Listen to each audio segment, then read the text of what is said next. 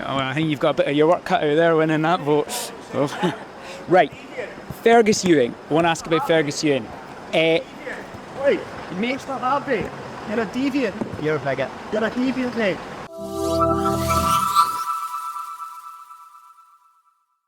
I guess you've probably seen that already. A gentleman passing by Patrick Harvie, leader of the Scottish Green Party, in Rutherglen and Hamilton West constituency, decided to call Patrick Harvie a deviant.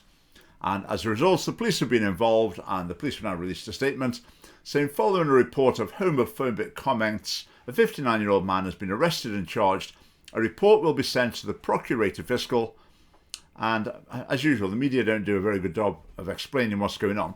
So a man's been charged with what? Hate speech? I mean, that isn't even an operation because the police have said they just don't know how to apply it. I mean, breach of the peace?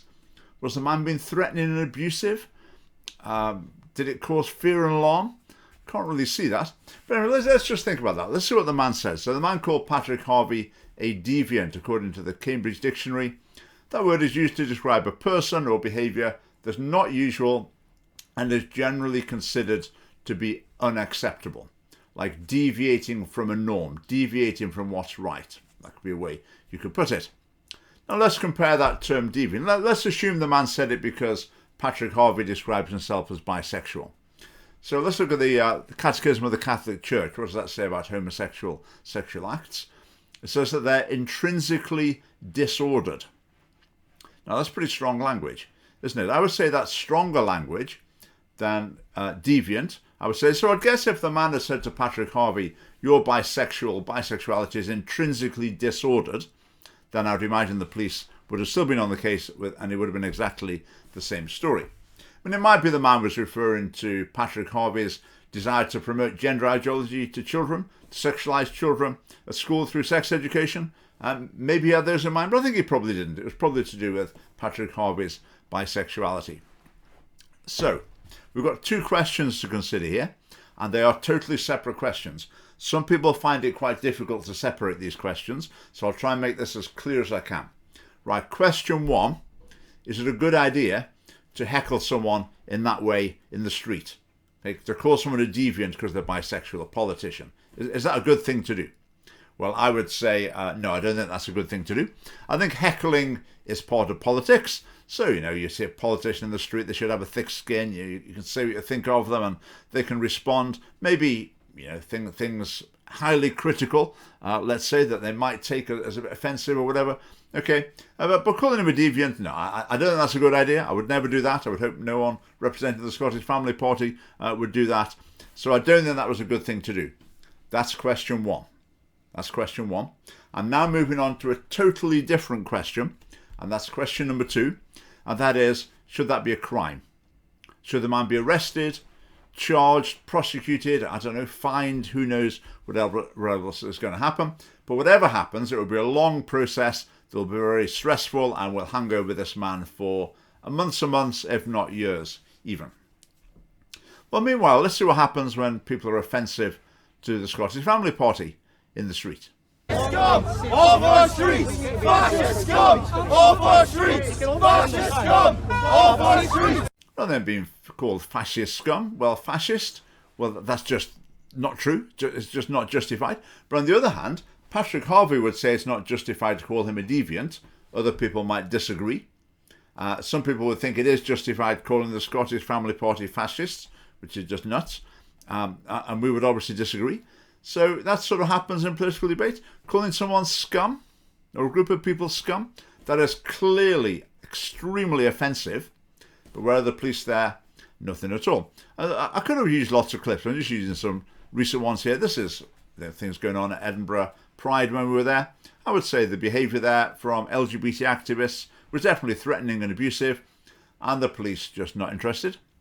I always come back to the 2021 Scottish election, where I compiled a folder of abusive and in some cases threatening messages that were received. When I say abusive, the most appalling things you can imagine. When our candidates routinely getting called paedophiles, I mean, you name it. It's slanderous, obscene, offensive, appalling communication. I took it to the police, I said, because some of it was threatening.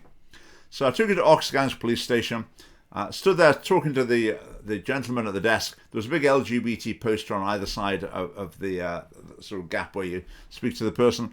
And he looked through it. It was interesting seeing him look through it, because all the really offensive stuff, he'd just skip over it. Then eventually he got to one that had the word Christian in it. And he was talking to, attacking some family party candidate, saying you're a Christian. And the police officer said, oh, right, Christian. Oh, yeah, that could be a hate crime. That could be hate speech, because that's religion. That's one of the protected characteristics. And it was just bizarre to see that way of thinking. It doesn't matter how obscene, offensive, untrue, slanderous comments are. That sort of doesn't matter so much. But as soon as there's a protected characteristic, it's a different ball game altogether. Because these sacred protected characteristics, they're at the heart of the new moral order. Sex, gender, LGBT, etc., etc. That's really at the heart. I mean, in schools, it won't be long before the protected characteristics are put up in the same way that the Ten Commandments might have been put up in schools in decades gone by. They really are the final word, the heart of morality, according to a lot of people.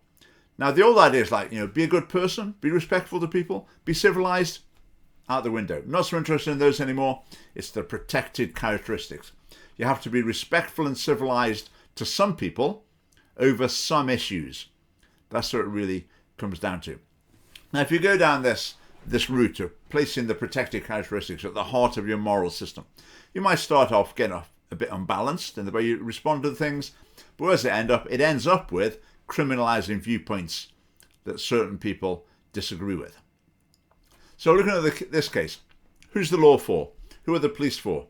Well, they're certainly for Patrick Harvie, aren't they? I mean, Patrick Harvie clicks his fingers and the police are there, they'll arrest the person who was rude to him in the street.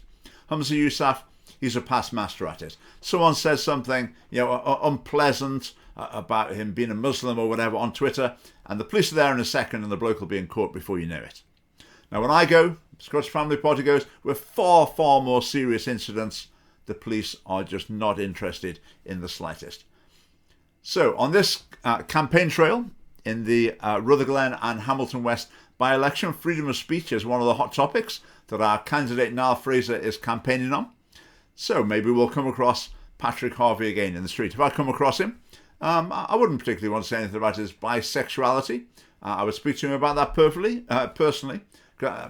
Personally, I do disagree with it. I don't think that's a right way to live. I would definitely speak to him about his promotion of trans ideology to children, the way he's willing to sacrifice children and families on the altar of his own extreme gender ideology. And lastly, I'd be very happy to call out to him in the street about his party's pure evil in their policy of decriminalising abortion. In other words, allowing unborn children to be torn limb from limb just before they're born. And if I call that out as a monstrous, pure evil for his party, what would Patrick do? Would he tell the police? Very possibly. He might call the police and say, that this person's not been nice to me. Then what would the police do? They'd come and say, what did he say?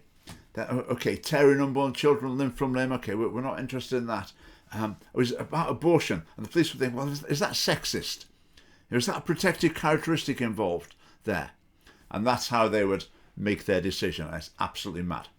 So, as I say, if you're a politician in the street and someone's rude to you, well, really bad luck. There should be nothing to do with the police whatsoever. As a Scottish Family Party, we would do away with the whole idea of hate speech once and for all. So do support the Scottish Family Party. Do join us via the link below. We need members in our party as we continue to grow. That's a really important way you can support us.